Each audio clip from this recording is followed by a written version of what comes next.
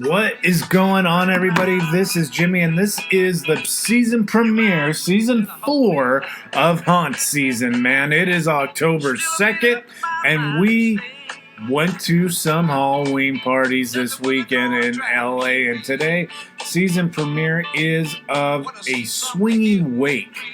The Swinging Wake was a party that was put on by Haunted Orange County. They are an awesome group of haunted, haunt, and just creepy enthusiasts. And they did a celebration for the Haunted Mansion's 50th, I would say, birthday, but it was just celebrating 50 years of the Haunted Mansion. So, on the show today, we have two things. We have a kind of like a skit of the history of the ride, put on by some comedians, and then Justin Scard, YouTube personality, comes on and he gives an introduction of each of the guests that were at this party, and then the guests come up and they talk about their role in the Haunted Mansion. It's really cool, man. The guests that were there, Justin Scard, obviously, but Bob Gurr, interior designer of the Haunted Mansion, Garner Holt, who was he is the Imagineer who made all the Nightmare Before Christmas overlay. Kat Cressida, who's the voice of the Black Widow bride. This party, you'll see the pictures that I post for the show art. They had old animatronics and stuff from the ride, that backdrops. We all got death certificates. Listening to Bob Gurr tell stories over cocktails.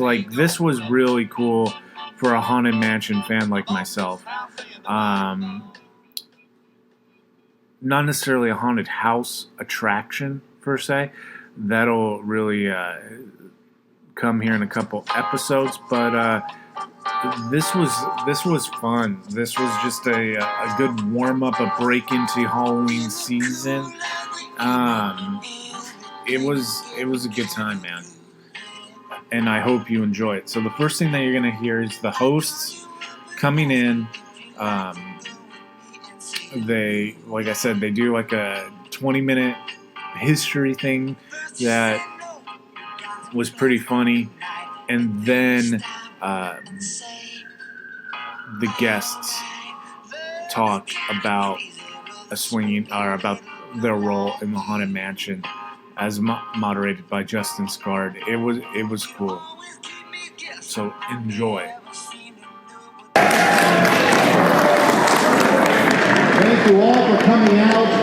I am Jeff Tucker. I work in entertainment, and we're going to present. Oh, thank you. My dad's here. Thank you, sir. We'd like to acknowledge some of the amazing special guests here tonight. You know him by his hat and his amazing talent. Ladies and gentlemen, Justin Scard.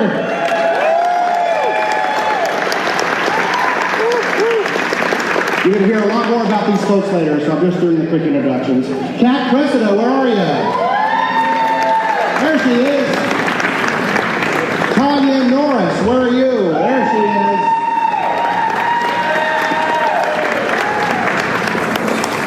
Garner Holt, you know him. Garner Holt, there he is.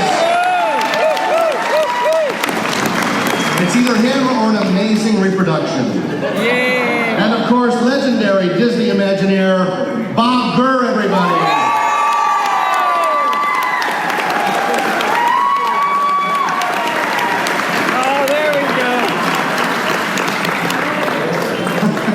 Other special guests we have here tonight, YouTube personality, pinup doll, Ashley Marie. There she is. The most amazing hat I've ever seen, ma'am. I took her picture. From the girls next door, Bridget Marquand. There she is. Author and Imagineer, Chris Merritt.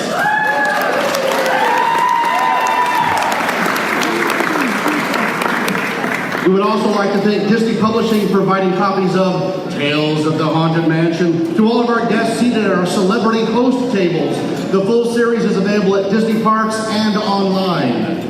Anybody familiar with a Disney park? A couple of you have been there. It's a little small place down the road. Probably heard of it. All right. Ready? Ladies and gentlemen, please divert your attention to the dead center. Off-center. Dead off-center. Wait, what's that? Ladies and gentlemen, please welcome to the stage a group that needs no introduction, because no one has ever heard of them. Here to present a spectral show sure to singe your eyes, the mighty mansion of players.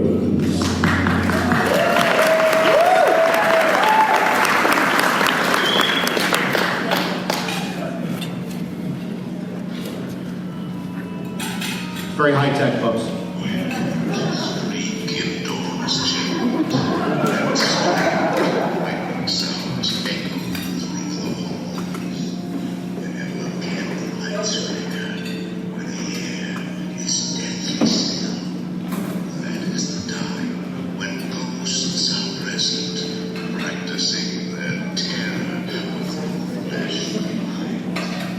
Welcome, foolish mortals, to the Haunted Mansion.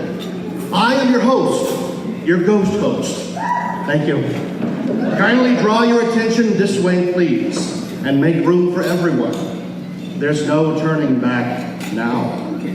Our story begins here in Orange County, in a theme park not far away, where a man named Walt Disney has a dream of a place where families can enjoy fun and attractions together.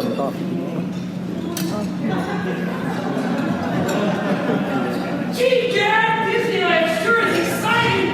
It's great being here on opening week. No, son, it's the best dollar ticket I ever spent. Say, what's that blind spot over by Rivers of America? Walt Disney himself had picked that blind spot by the rivers of America, and he set it aside for what he knew would one day be a haunted house attraction. You know, that spot over there looks like a good spot for a haunted house attraction. He just said that. I know! I'm repeating it and dramatizing it. It makes it very memorable.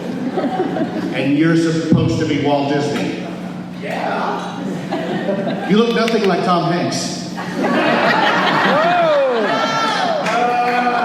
Just go on. Thank you. Keep it together. All right. Walt originally envisioned a walkthrough attraction in a road similar to the creation of Pirates of the Caribbean. The idea got bigger and bigger. In 1957, 2 years after Disneyland opened, Walt asked Ken Anderson to begin brainstorming ideas for this haunted house attraction. Ken had already wowed the world with his designs for both the Mr. Toad Wild Ride attraction and the Snow White attraction.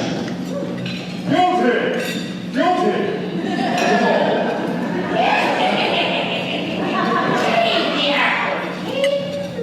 Hey, what are you doing? I have no idea what you're doing right now. I'm the guy from the end of the Mr. Toad ride. Yeah, and obviously, I'm the witch from Snow White Scary Adventures. This dude is licking the props. Obviously. Look, you guys get it together or I'll replace you both with Winnie the Pooh. Our Florida friends will get that. All right. Designers were sent to Baltimore, Maryland to check out the Shipley Decker House for inspiration. The Evergreen House was also used as a template. They even borrowed a few details from the Winchester Mystery House. Raleigh Crump and Gail Gracie, ooh, nice name, are brought on board to help with the spooky project. They stay up all night telling ghost stories. And the creepy thing had a hooked hand. It's great.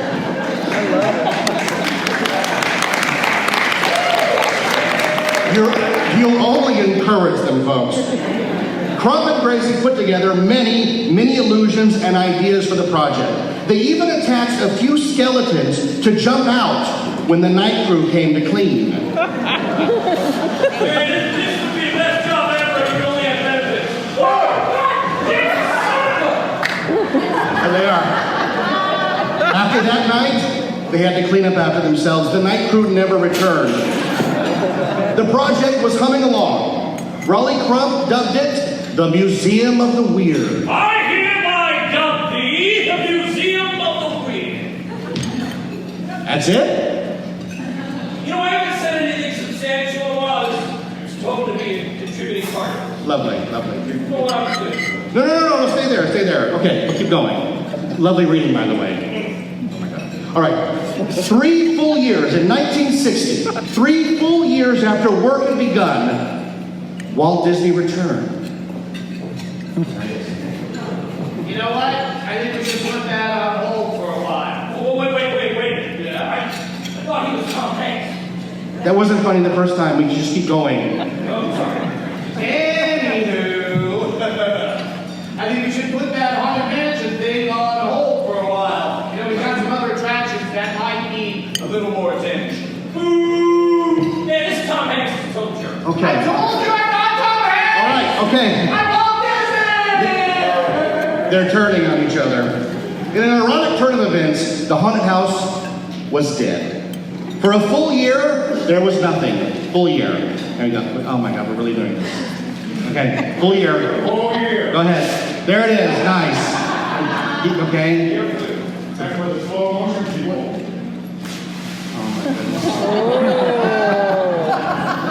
Okay. Why? Keep- Oh, it's my birthday that day. Okay, we're gonna keep going here. Okay. It's a full year. I love puppies too. Come on. Happy New Year. All right. Oh, thank you. It's now 1961. A flyer is handed out to guests who enter Disneyland through the main gate. Dad, Mark! Dad, there you are! Dad, look, there's a flyer! There is going to be a haunted house opening here in 2 years! You got big, son. Dad, it has been 6 years! God, I wish Mom was still alive. Finally, construction begins on the Haunted Mansion at Disneyland. Hey, Mr. Disney, don't get me wrong. I'm thoroughly enjoying working 24 hours a day building this thing for you. But man, I gotta say something. This haunted, I mentioned it doesn't look haunted, dude. It looks brand new. We will take care of the outside, and we'll let the ghosts take care of the inside.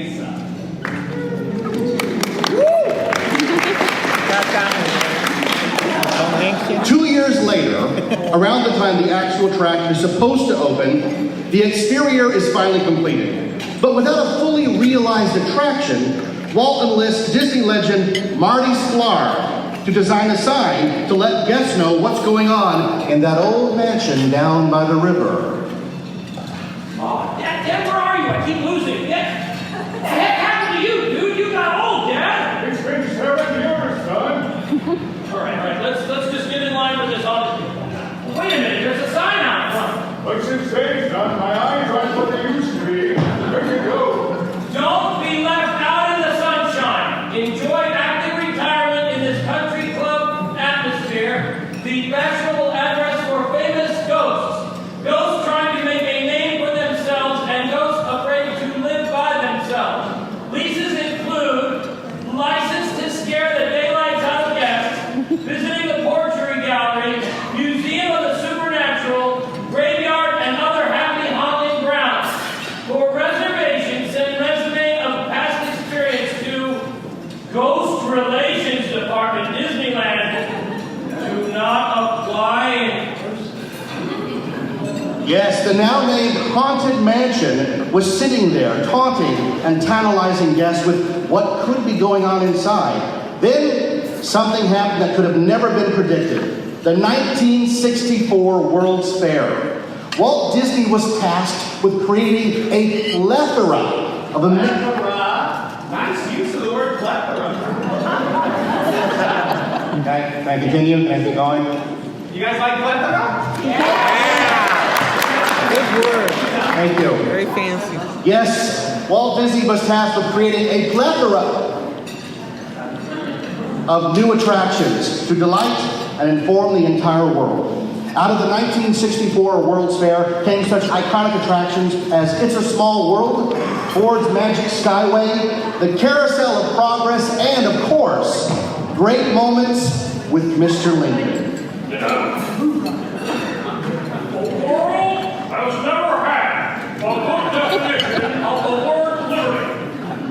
We all declare for liberty, but in using the same word, do not all mean the same thing. What constitutes the bulwark of our liberty? Is it our founding fathers? Our bristling coastlines? No! All the forces of Asia, Europe, and Africa combined. Okay, wait. You're Abraham Lincoln now. Obviously, I am Abraham Lincoln. Can you not tell by this top hat and the mechanical robot-like way I am moving? I thought you were Walt Disney. Would you like to go to the theater with me? Okay, I'm done with you guys. Okay. No, I would not. Okay. Along with these groundbreaking attractions, another breakthrough came about because of Walt Disney's involvement with the 1964 World's Fair. The Omni-Mover.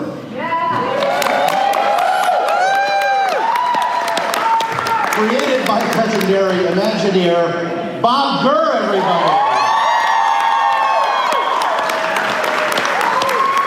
The man himself. Now, you're familiar with this attraction. I apologize for what we're doing to it. Okay. The Omni-Mover, with its distinctive back shell, allowed Imagineers to fully control what the guest sees and experiences as they move through an attraction. That, along with its amazing ability to gobble up guests off the midway and keep attraction queues moving, makes it the perfect ride vehicle for the now hot project, the Haunted Mansion. No longer a walk-through attraction, the Haunted Mansion will now lead guests on an automated ride through a fully immersive attraction using the new ride, now dubbed the Doom Buggy.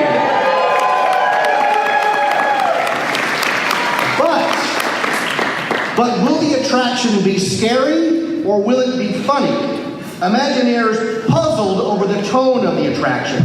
Legendary Imagineers Xavier Atencio, Claude Coates, and Mark Davis were tasked with finding just the right recipe for the Haunted Mansion.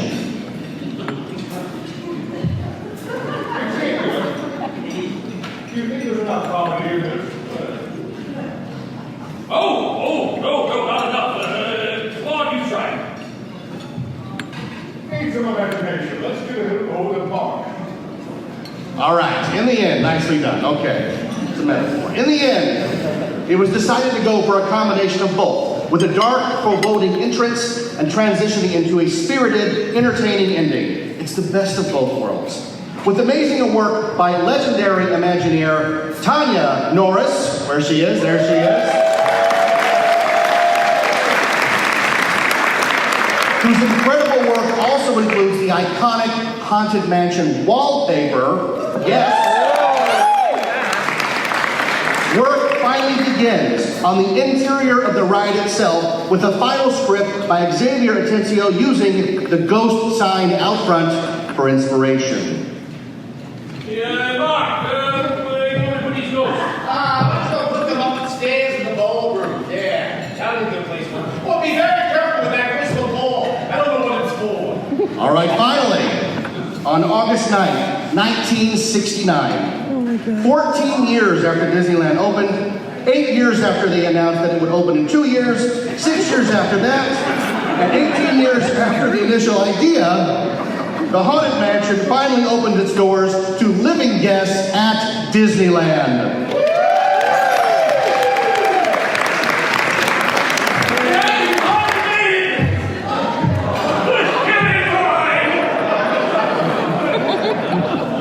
That's why you have to get one of those fast pass things. Okay.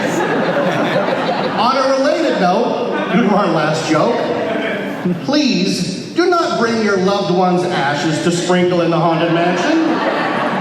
They have to close down the attraction and bring in industrial vacuums to clean up your mess. And believe me, Grandpa does not want his final resting place to be the interior of a vacuum. Seriously, not cool people. Okay, back to our story. PSA is over. 1 week after opening, the Haunted Mansion will set a record for most guests in one day, 82,516. Yes.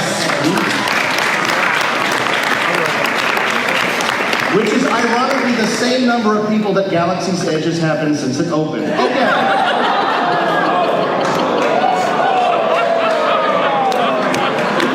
Rising moons, everybody. Rising moons. Thank you. Right side. Okay. An instant classic, the Haunted Mansion takes its place among the very best dark rides in the world, like Pirates of the Caribbean, Peter Pan's Flight, and many, many others that are astounding. But what exactly is the Haunted Mansion, and what can be found inside the Haunted Mansion, and how has it changed over the years? Let's find out, shall we, with my high-tech sounds. Oh, beautiful. Okay. Welcome, foolish mortals, to the Haunted Mansion. I am your host, your ghost host. Kindly step all the way in, please, and make room for everyone. There's no turning back now. Our tour begins here in this gallery, where you see paintings of some of our guests as they appeared in their corruptible, mortal state. Please drag your bodies away from the walls and into the dead center of the room. Your cadaverous pallor betrays an aura of foreboding, almost as though you sense a disquieting metamorphosis. Is this haunted room actually stretching?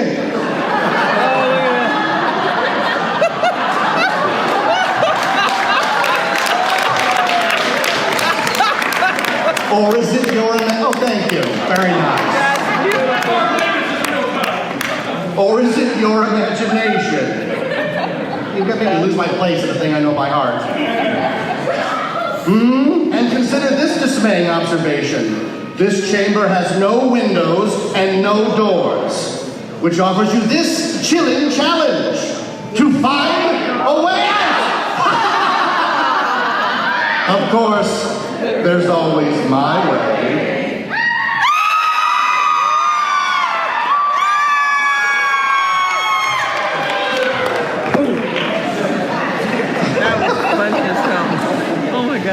Yeah, the Mansion Art players, folks, you're doing great. All right. Oh, I didn't mean to frighten you prematurely. The real chills come later. Now, as they say, look up, and we'll continue our little tour. And let's stay together, please. There are several prominent ghosts who have retired here from creepy old crypts all over the world. Actually, we have 999 happy haunts here, but there's room for 1,000. Any volunteers? If you insist on lagging behind, you may not need to volunteer. And now, a carriage approaches to take you into the boundless realm of the supernatural. Take your loved ones by the hand, please, and kindly watch your step. Oh yes, and no flash pictures, please. We spirits are frightfully sensitive to bright lights. Do not pull down the safety bar, please. Everybody, I will lower it for you. And heed this warning. The spirits will materialize only if you remain safely seated with your hands, arms, feet, and legs inside. And watch your children, please. We find it delightfully unlivable here in this ghostly retreat. Every room has wall-to-wall creeps, and hot and cold running chills. Listen. And in the summer of 1985, a new resident found his way into the mansion, a silver knight.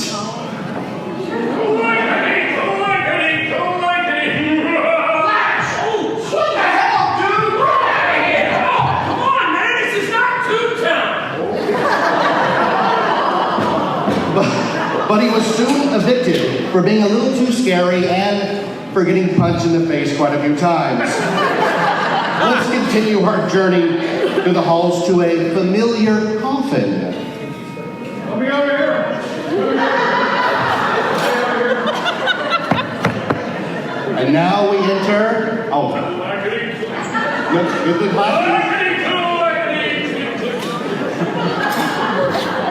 And now we enter the lair of Madame Leota.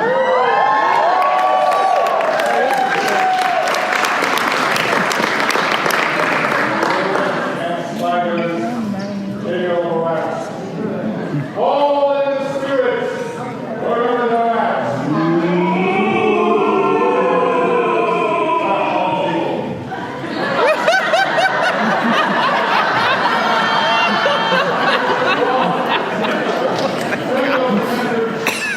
From somewhere beyond.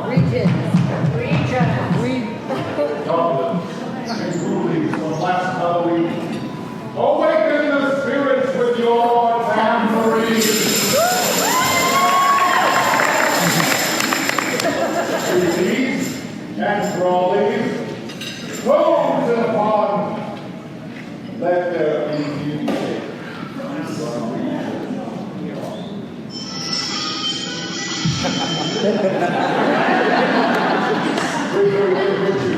Wherever you dwell, give us a hint by ringing a bell. Oh, there you go.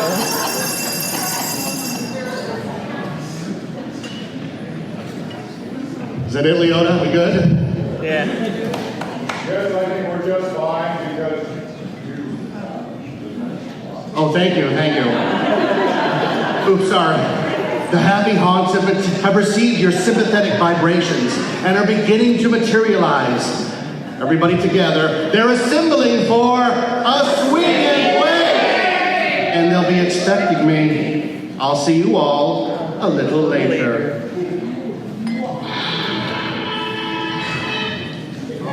Hold on, I did the thing. Wait, do the thing again. Do it. Oh, here we go. Do it.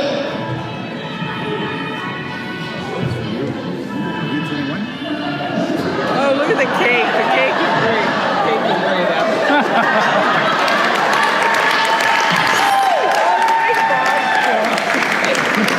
Oh my God, that's, I think yes was hers. In sickness and in wealth, you may now kiss the bride, till death do us part. As long as we both shall live, I do, I live.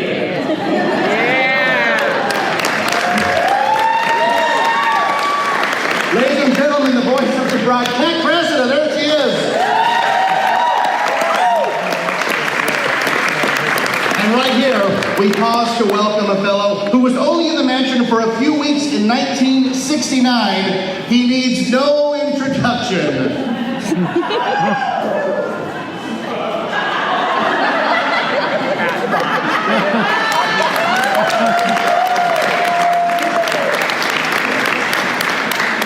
All right.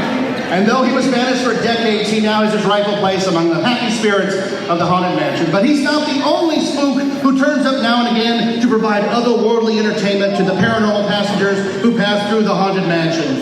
Since 2001, Jack Skellington and the characters from Tim Burton's... It's like he's really here. The characters from Tim Burton's The Nightmare Before Christmas have taken up residence in the mansion from late September through the holiday season in a very popular overlay created by, are you ready? Garner Holt, there he is!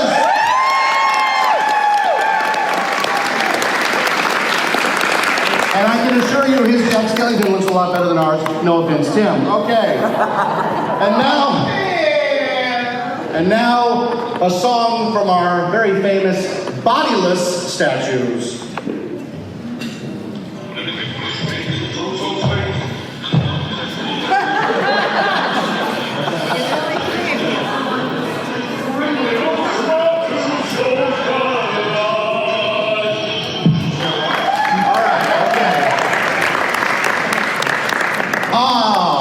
There you are. And just in time, there's a little matter I forgot to mention. Beware of hitchhiking ghosts. They have selected you to fill our quota, and they'll haunt you until you return. Now I will raise the safety bar, and a ghost will follow you home. Ladies and gentlemen, the Mighty Mansion are players. We have No Cox, Kevin Horton, and Tim Planger. There he is.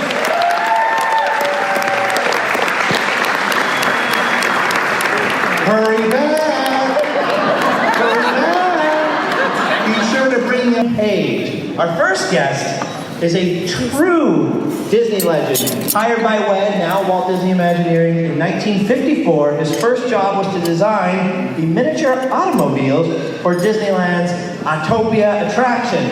From there, he went on to become the most famed ride vehicle designer in the world, a distinction that remains fully intact today. He developed what is known as the Omnimover ride system in 1967 for Disneyland's Adventure Through Inner Space. And 2 years later, the Haunted Mansion opened its gates to a waiting world featuring an updated version of his Omnimover system, allowing guests to ride in doom buggies through the chilling halls of the classic attraction. Other designs that he created include the People Mover, the Matterhorn, the bobsleds, the submarines, the Skyway, the pavement,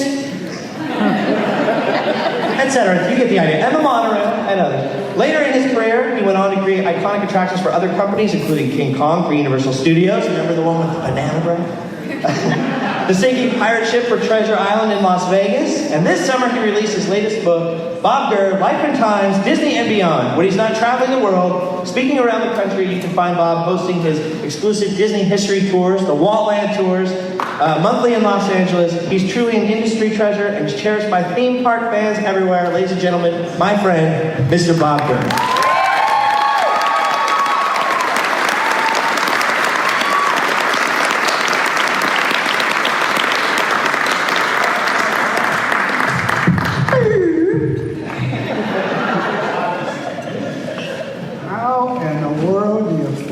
Scene like that.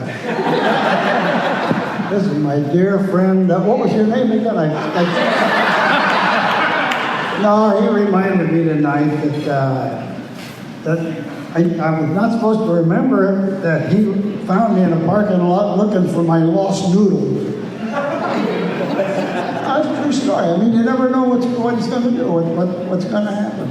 So, what am I doing? I'm doing a speech or answer a question. What is it? Oh, 10 minutes. Okay, well, let's see. Doom buggy. How many of you know that the Omnimover, its first appearance was not at the Haunted Mansion? No hands. This means everybody knows the origin of the... Are you waving? Is that a yes or a no? Okay, I mentioned about the American World's Fair. There were several attractions there. There were a continuous train of vehicles, which means you don't have to have an anti-collision system. I like any ride that's all connected like a chain because it's going to be very easy. But each one, you followed the car in front of you, and all you saw was the back of the chair of the people in front of you. And I thought, talking to John Hench one day, and I said, you know, we could tell a story better.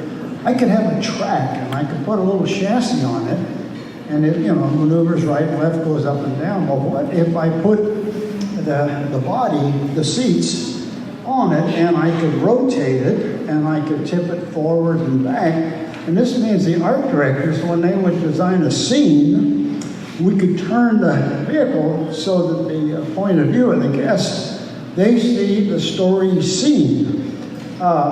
We can make the scene slightly longer because every time you make a right turn, left turn, you're wasting some time if the vehicle is always facing the same direction. But the fact that, let's say we finish one scene facing this way, and as the vehicle goes that way, we turn that body really quickly, like literally across the track into another scene. Well, we chop a bunch of seconds of lost time. So the end result is we have, for the same length of ride, we will have much more scene and a lot less segue turning. There was a candied apple sitting there, and I just picked it up and I just twirled it, and I said, John, all we got to do is just have the people, we just twist it around and look right into the scenes. And he knew I was a pilot at the time, and one of the radio navigation aids is called Omni range. Omni means all the way around, 360 degrees. And I said, yeah, we can move people in all these different directions. You know, it's an omnimover. So you got to watch out when you're having a conversation. A name that you come up with just like that, and then we wait for the official name to come later. The come later never comes because you grab the first word. So that's the origin of the word omnimover. Some of you knew it, some of you didn't know that.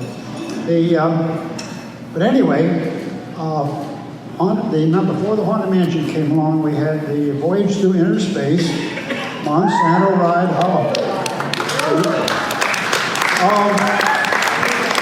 I know why the lady is yelling in the back. Sometimes that was called the Voyage to Inner Space. If you get my drift. Oh, didn't anybody have any fun on that ride?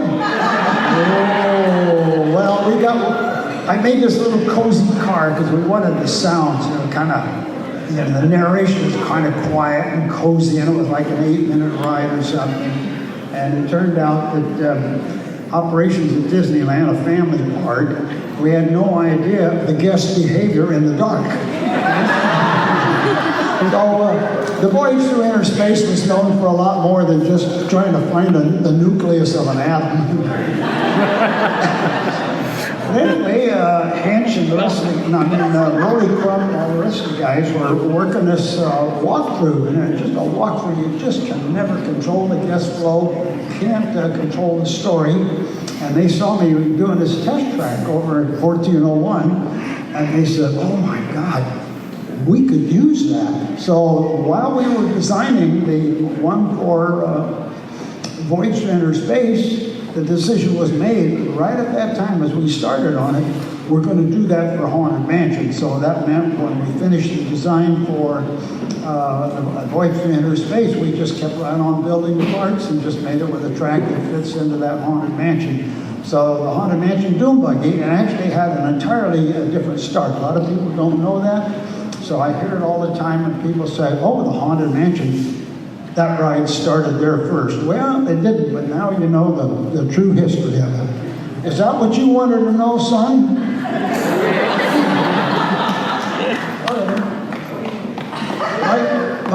My 10 minutes is up. Who's next?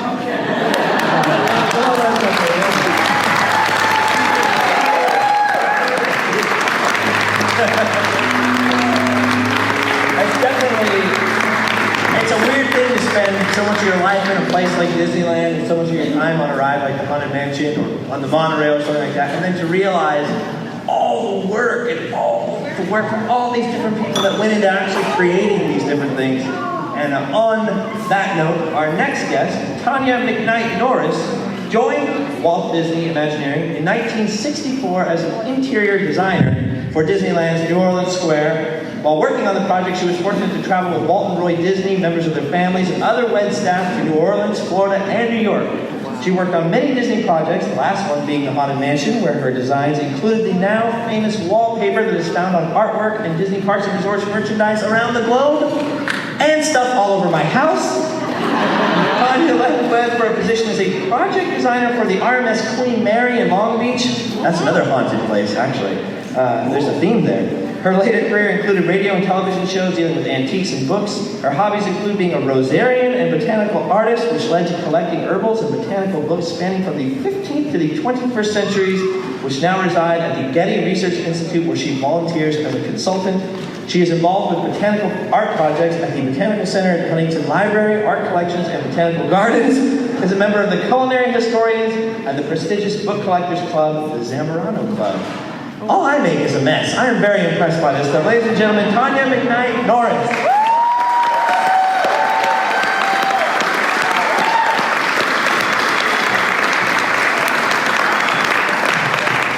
Two hard acts to follow, and I wonder who wrote that.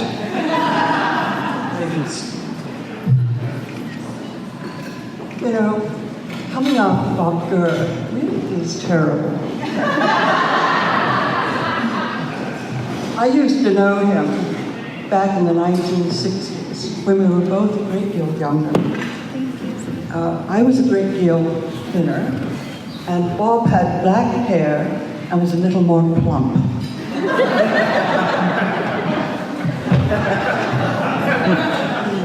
And he, of course, was an incredible man. I was just doing interiors, and I was the interior designer at Wade Enterprises.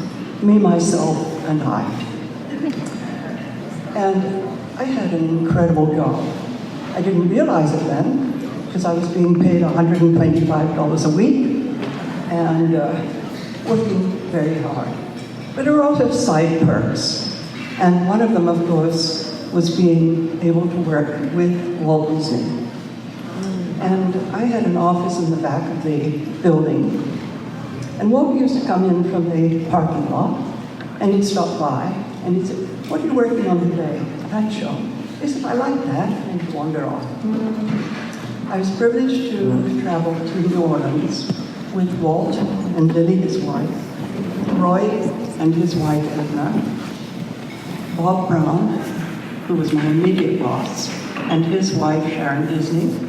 There was Herbie Ryman, who was a dear friend, Bill Martin, who was one of the architects, Bill Evans, who was a superb, absolutely marvelous man who did all the landscaping, and Claude Cote. Now, that's rather a revered group to travel with. And I was, I think, 26, and I was nervous, really nervous at this travel. And I was sick on the plane. And of course, we tried to hide that from Walt. Now, some of you may have heard this story before, but some of you won't have. But the end of the story is that Walt, when we reached New Orleans, knowing that I had never been out of Los Angeles, I'd only been in America a year and a half before I was hired at WED. And so he arranged that we would have breakfast in the hotel.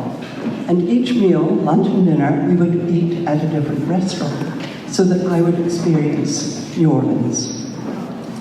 But when the waiter would come to ask if we would have a drink at dinner or lunch, he would say, "Don't give the girl a drink." And I didn't get a drink. Didn't bother me very much, to be honest. That went on until New York. And the very last dinner, Nellie turned to Walt and she said, "For goodness sake, Walt, let that girl have a drink." And he said, "I will not let her to the Juvenile Delinquency of America. She's not getting a drink." And I didn't get a drink. In New York, knowing I hadn't been there, he arranged for the limousine driver to drive a different route to the World Fair every day so that I could see New York. And again, we went to a different restaurant for our lunch and dinner. So that was the treatment that I had. I was fortunate to take Lily and Diane and Sharon and Edna, all of them at different times and sometimes together, antique shopping.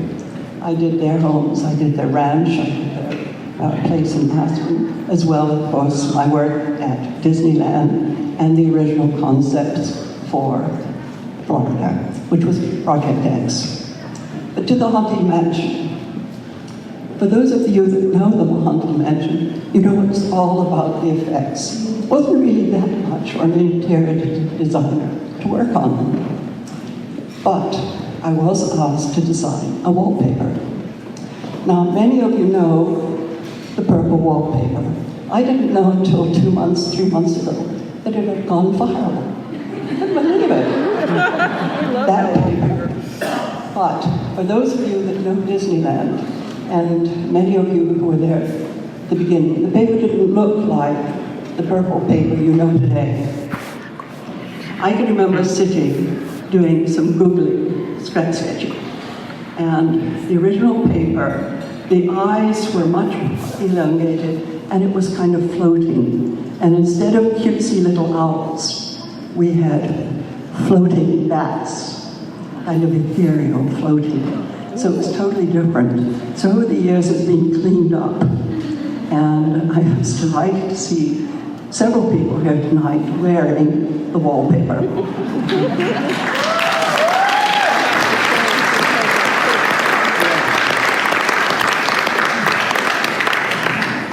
When I was there in the 60s, we never signed anything. It was a group effort. So many things that you take for granted we don't even know, probably many people don't even know who designed them. And many people didn't know that I'd been the designer until I happened quite offhandedly to mention it 2 or 3 months ago.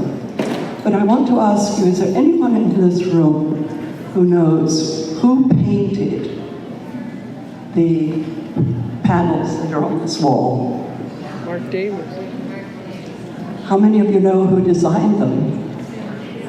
I don't know who designed it. If my memory is correct, I believe Mark Davis designed them, and it was a gentleman called Ed Cohn who painted them. Now, Ed was about 5 foot and wonderful artist, and he always wore a beret and sometimes an apron, like a Frenchman. And sometimes he'd stick his paintbrushes in his socks. And you never knew what he would find when you went into his office. He would have rotting apples. He would have dead plants. He would have hands, everything to make these panels. So he was the original artist who painted these. And I've never seen that written anywhere, but I can remember watching him paint them. Wow. So.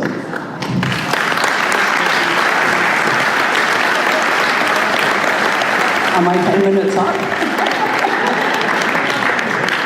Are there any questions? Because I was only there for 5 years, 6 years. I started off I was hired to work on New Orleans Square. And much of that work that you still see in a way was mine. All the color schemes outside.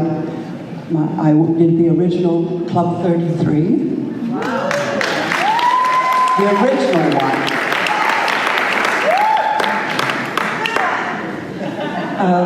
All kinds of things. And so it was really quite an exciting time to be at WED and work with people that are now the legends and the icons, and people that were all my friends and very dear to me. And are there any questions before I exit left or right? Yeah. What was your absolute favorite memory working with Walt? I think, well, one of the things that really, to me, showed him as a true gentleman. We were in the elevator going up to dinner one night in New York, and there was a couple in the elevator when we got on. It was just, I think, Walt and Lily and myself. And this lady kind of nudged her husband and said, "Who's that over there?" And Walt saw it out of the corner of his eye, and he turned and he smiled and he introduced himself. And she said, "Would you mind signing this for me?" And he produced a scrappy little piece of paper. And he said, "Not at all. It's a pleasure to meet you and be with you." And that, I think, showed the Walt Disney that I knew. And the whole family was always absolutely marvelous to me. And I'm very grateful for the time that I was able to spend with the Disney organization and to be part of this now. This is all new to me. I've suddenly been discovered after 50 years. Who knew?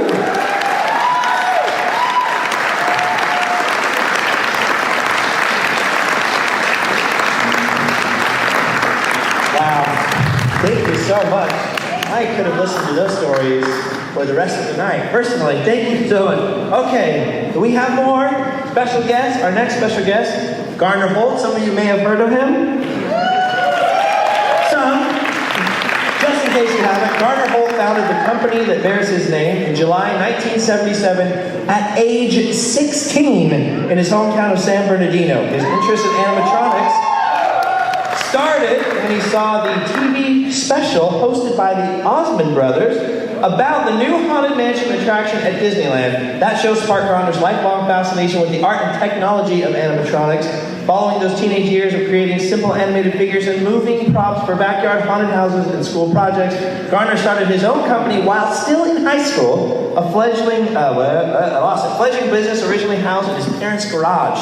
All I ever did in my parents' garage, like I said, was make a mess. Garner Home Productions Incorporated, now after more than 4 decades of business, is the internationally recognized leader in the design and manufacture of animatronic figures, show and ride systems, show action equipment, and special effects. Under his creative direction, the company has built over 5,000 animatronic characters, from songbirds to dragons, giant horses to jellyfish, pirates to presidents, and almost 500 of those figures were created for Disney theme parks around the world. Ladies and gentlemen, the one and only Garner Folk. Thank you.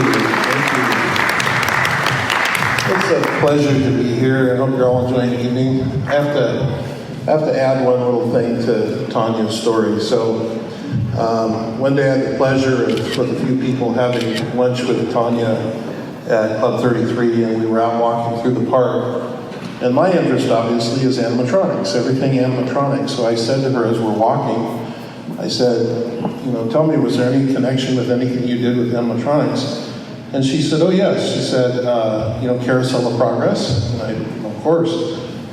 She says, well, let me tell you about the day that they molded my hands and arms so that my hands and arms would be the mother, I believe, and the characters in Carousel of Progress. So she is immortalized in, even today, in the one you see in Florida. It's Tanya's arms and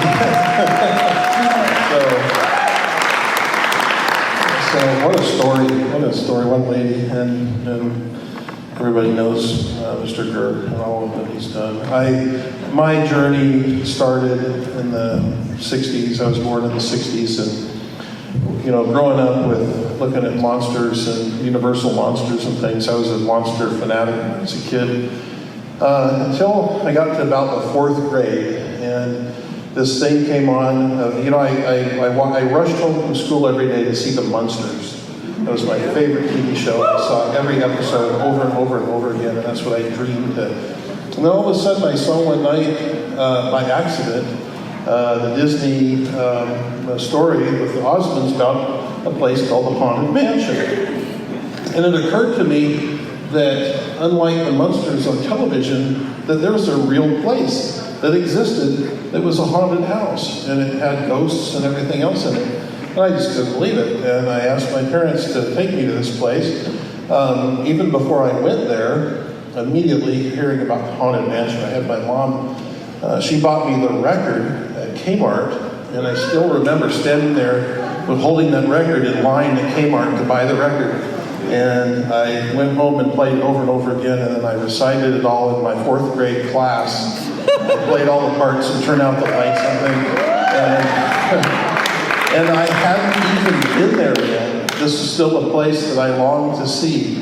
And finally, my parents took me to Disneyland and saw the Haunted Mansion and went on it several times, saw the pirates and everything. And I literally told them on the way home, leaning over the back seat of the car, I said, I want to build rides and animatronics and things that I saw at Disneyland someday.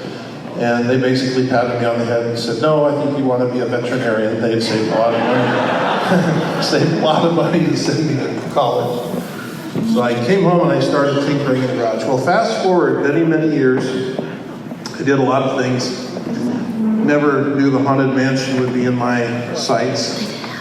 And eventually started a little company, struggled for many years. Only person in the company, only employee. Finally got things rolling to the point where I did some things at Knott's and in Vegas and everything else. Got Disney's attention. Started doing small things around the park. Started doing parade float characters, things on the parade floats, props, things, in the Golden Horseshoe, even weird little props. And somebody came up with the idea of a Haunted Mansion overlay for the Halloween. We actually, the first thing I did was the Christmas tree for Small World, so that was the first holiday overlay. big hit. Everybody knows that was a huge hit for Christmas. So somebody said, let's do a Haunted Mansion overlay and have Jack Skellington and all of this. So they floated, Disneyland Entertainment floated that to Imagineering. And Imagineering said, okay, sure. And they wrote up a story and a quote, sent it to Disneyland. The people in entertainment at Disneyland said, oh my God, it's not possible. The cost is horrendous. The cost that Imagineering was going to require. So somebody in entertainment said, hey, that guy that builds all the stuff around the parade floats and all this kind of stuff, let's ask him to bid on it. So they came to me, said, can you give us a bid to do this? And I thought, you know what? I don't care if I make a dime. I will bid something that they will take, And so we did. They accepted it. Imagineering said, you can't do that. This kid can't work in a classic Disney attraction. It's not going to be allowed.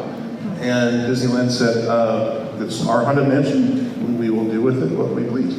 So they hired me and did Jack Skellington, so many things, props and things all through the hallways, the big heart in front, the singing plants, the zeros, the Christmas tree, the pumpkin mountain, Jack Skellington, all the teddy bears, working with the area with Leota, and then, all the stuff in the attic, the snake, and all the crazy boxes and things, and then fairly recently put Sally across from Jack, which they wanted to do for years. Every year after we did the Haunted Mansion, they said, we're going to put Sally in this year. And then it didn't happen. We're going to put Sally in this year. And then it didn't happen. So we went on for 10 years. And then finally they did.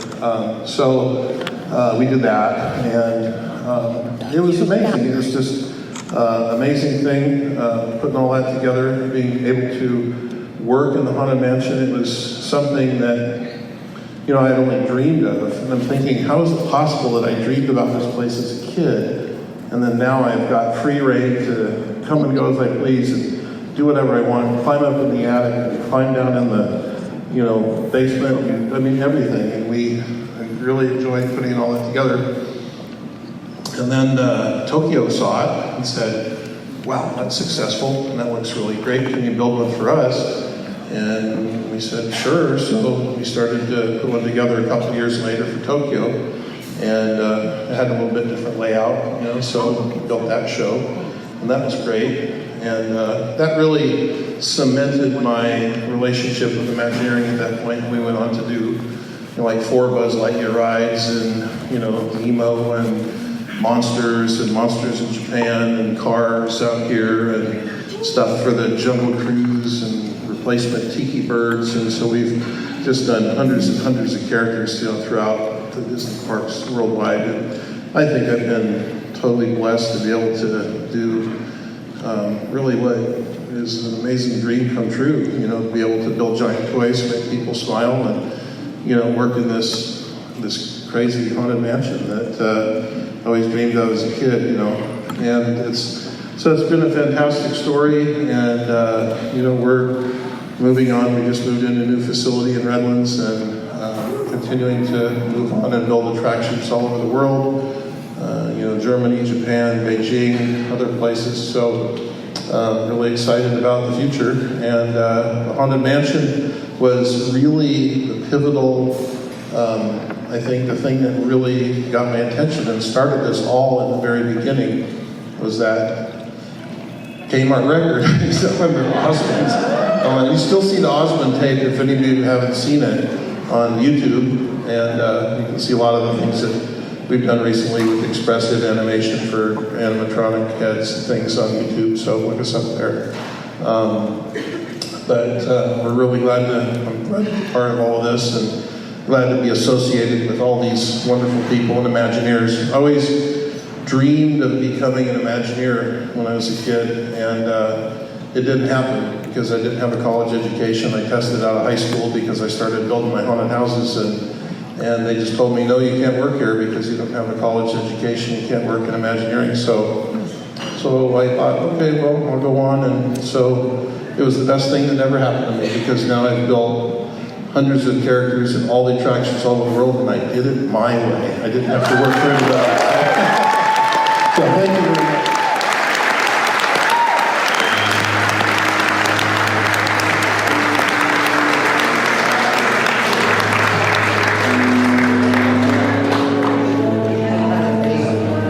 See? Dreams come true. How about that? Okay, we have one more very special guest for you guys. We have people who have built things for the Haunted Mansion, built things inside the Haunted Mansion, and now we have someone who is in the Haunted Mansion. Kat Cressida. With roots as a Disney legacy, her father worked with Imagineering. Kat's earliest memories are standing in line at Disneyland while Dad detailed how each attraction was created. So it might seem inevitable that one day she'd become part of the very place that fueled her passion to go into voiceover work. From a little girl too scared to ride the Doom Buggy, Kat went on to voice Disney Park's spookiest character, the mansion's Black Widow Bride, also Tower of Terror's Little Girl Lost. On the opposite end of the spectrum, she's Jessie the Cowgirl for Toy Story attractions, parade shows, and if you listen carefully, you'll also hear Kat on several attraction safety spiels. You know, keep your arms and legs inside the thing. She's voiced leads for the biggest video game titles, World of Warcraft, Fallout, Walking Dead, is Elektra for Marvel games, Princess Leia for Star Wars games. Kat is the only gal to announce ESPN's NFL Draft, Super Bowl specials, and record-breaking hit Pardon the Interruption, though she'll never live down being number 22 on Fox TV's Funniest Animated Characters Countdown, Dee Dee from Dexter's Laboratory. When she's not killing it in voiceover, Kat is a keynote speaker and cancer thriver, helping families to navigate the healthcare system and serving as a patient advocate. Ladies and gentlemen, the Black Widow Bride, Kat Cressida.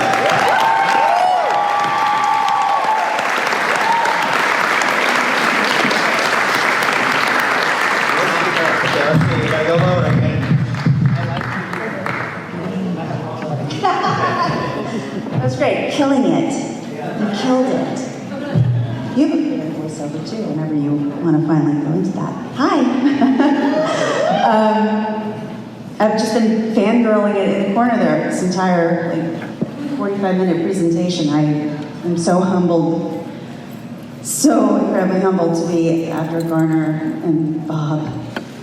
And oh my God, I can't wait to give you a hug. So thanks you guys for having me here, Ernie and Haunted Orange. So I'd rather ask you guys what you want to hear about rather than just jamming and talking. I'd rather talk about what you want to talk about or ask about. Is that okay? And okay. So, yeah. Without the special effects, though, it doesn't really sound the same. There's like 20 layers of sound effects, but okay, what would you like to hear? Which one? I did. I do. I did.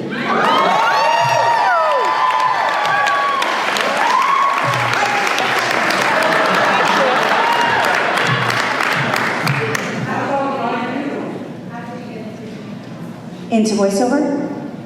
Or into the mansion? Oh, voiceover. It's a great question. I was very lucky and was doing a sitcom opposite one of my childhood heroes, Michael York. Does anybody know who Michael York is? Logan's Run. I was a Shakespeare fan from very early, and I just fell in love with all the Shakespeare movies from the 60s, and I ended up playing his inappropriately too young fiance in a sitcom starring Taya Leone, and it was the first episode of her brand new series, which if anybody knows the name of, I always blank on. It's something about the paparazzi, but anyway, we had nothing to do for an entire week while they camera blocked her amazing, she had a whole spiel having to do with pretending that she was busing at a hotel that we were staying at so that she'd get pictures of us. And so we ended up in this giant bed set for about 4 days with nothing, me and Michael York with nothing to do. And I was too shy and embarrassed to say, oh my God, I'm such a huge fan of yours from Shakespeare. And when I finally did tell him, he said, oh, well, we've got nothing better to do, you should bring a copy of Shakespeare, and we'll just read it in the bed set. And we did that, and at the end of it, he said, "You've got such a great speaking voice, you should really consider voiceover." And I said something genius, like, "Really, what's voiceover? Isn't that for actors who never made it?" So he was very charming, and he said, "Oh, you may want to actually look into it. I think it's quite a brilliant career if you can crack it." So that was the beginning of it. And then many workshops. I had to take a lot of workshops to learn my technique and all the things I'm doing on this microphone that you should do, like popping and aspirating all over it. That's how I got into it. And that was like in the late 90s. Thanks, Michael York.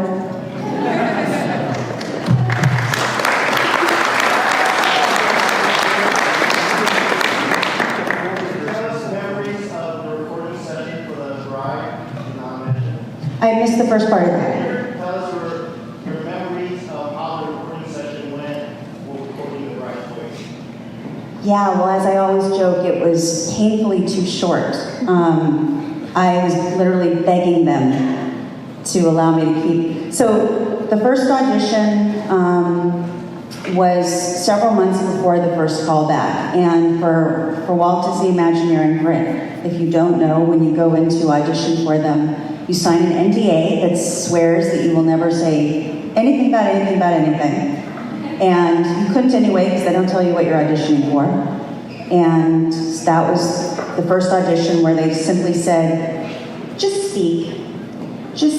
There's a camera, there's a microphone, just talk. And describe your favorite Disney memory. So it had nothing to do with anything.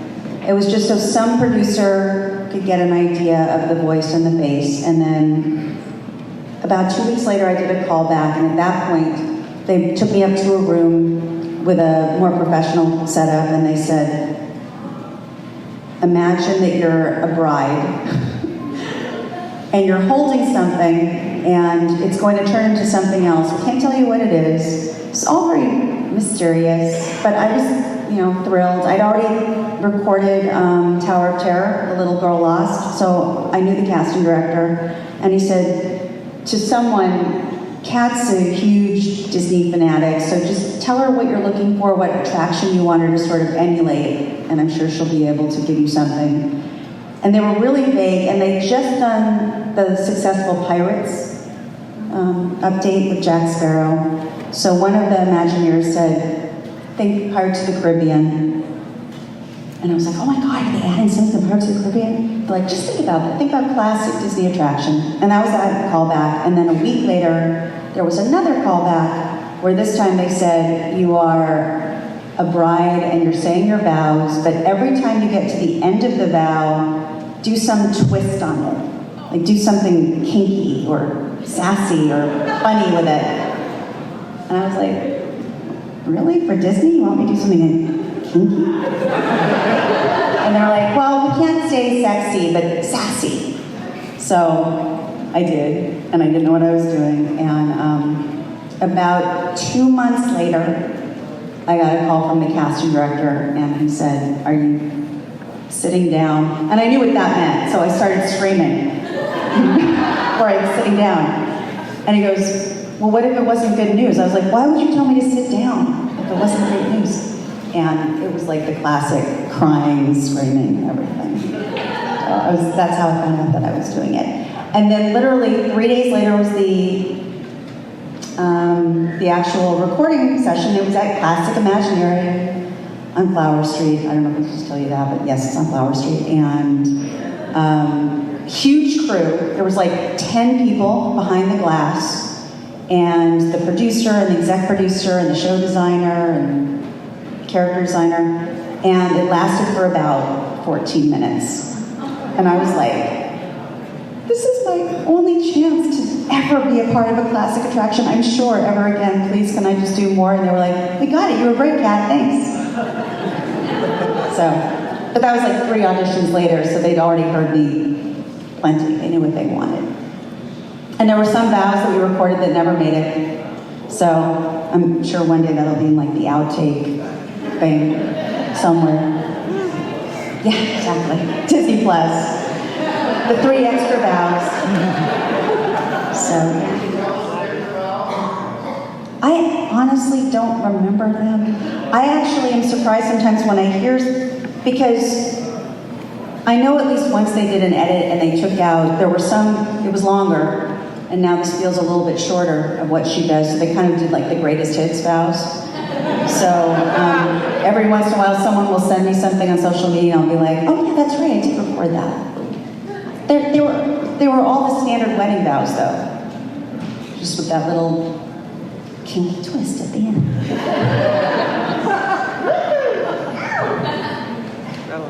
More questions? Or not? Is that my turn? What are you guys, what are you doing? What are you talking about? Oh, something's broken upstairs. Yes, it's a huge honor. What would you like to know about? Truly an honor because Joan created such a phenomenal character. So every time I get to do her, it's just such a blast. Not do her, sorry, voice her.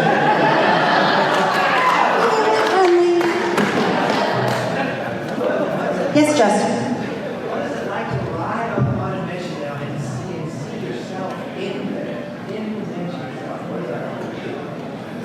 Hopefully I'm not seeing myself.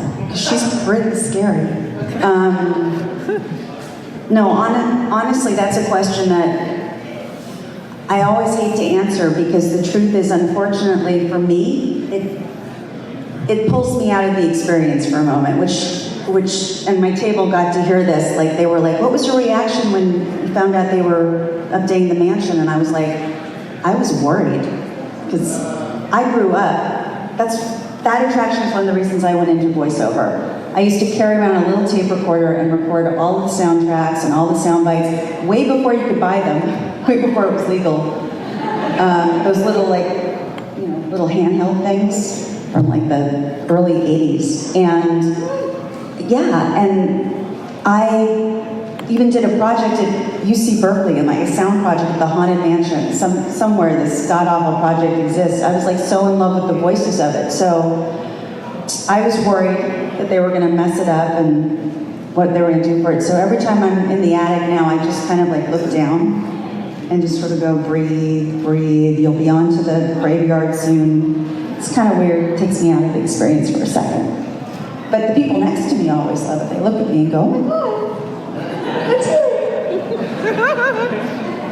I think they did a beautiful job with the attic overall. I think Chris Gooseman was the senior Imagineer in charge of it, and she just, I think, did a beautiful job with the backstory of the bride and all the Easter eggs that are hidden in there. I'll never tell. That's a good question, though.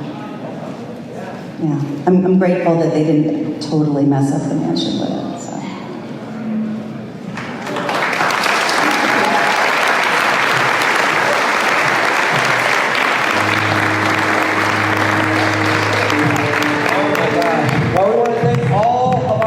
Special guests again for coming and talking to us. I'm supposed to tell you that the band will be back in just a few seconds, and everyone is encouraged to grab another drink, enjoy dancing, enjoy this big, look at this great band that we have out here. And I just want to end also at 9:45, so about 15 minutes, they're going to open up upstairs, so there's some merchandise and stuff up there, some of these crazy portraits and artwork and all kinds of Bob's stuff. There's all kinds of goodies up there, but I just want to say thank you to Ernie over here at Haunted Orange County. It's a fantastic event, and I wouldn't have missed it for the world. So there you go, man. There was the highlights of a swinging wake. You know, there was dancing, there was drinks, and there was those guests that you could talk to. It was just an overall fun celebration of the Haunted Mansion. It was really cool. That will all, go up, as we get rolling into haunt season now. But the thing to take away from all of it is really Halloween season has begun. Coming up Friday, I'm hoping to have it, will be a episode from LA Haunted Hayride from the Higbee guys. And then we will roll into, we have a Disneyland Halloween episode and then the Oogie Boogie Bash Halloween episode. I'm compiling all the footage and stuff from those, the audio, to put together some episodes for you guys. And we'll start rolling into more traditional haunted house experiences. We've got the Higby Autism event coming up this week, and then we also have the Beyond the Gates haunted attraction in Merced. So both of those will be going, and it just keeps going and going throughout October, man. So stay tuned. Hope you're excited. We're excited to bring all of our fun to you guys. Enjoy. And happy Halloween.